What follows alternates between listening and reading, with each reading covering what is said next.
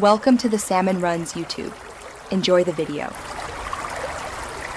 You start by confirming whether your iPad uses a physical SIM or eSIM because the steps differ. Once confirmed, power the iPad off to avoid damage and have the SIM eject tool or a small paperclip ready. This prevents bending the tray. Gently insert the tool into the tiny hole to release the tray, then slide it out slowly. Doing this carefully preserves the tray alignment and ensures the SIM fits correctly for reliable cellular activation. After seating the SIM flat in the tray with the cut corner matching the slot, reinsert the tray until it clicks, making sure it's flush.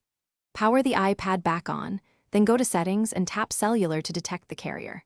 If using eSIM, choose Add Cellular Plan and scan the carrier QR code or enter details manually. If physical, the plan often appears automatically. These steps let the iPad register on the network and fetch carrier settings for voice and data.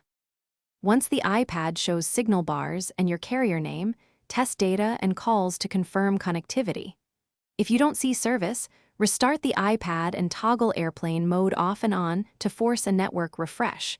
This often resolves registration hiccups. Make sure carrier settings are updated in Settings General About. If problems persist, contact your carrier and provide the ICSID or eSIM activation code so they can verify provisioning and push. Thanks for watching. Consider subscribing if we helped you.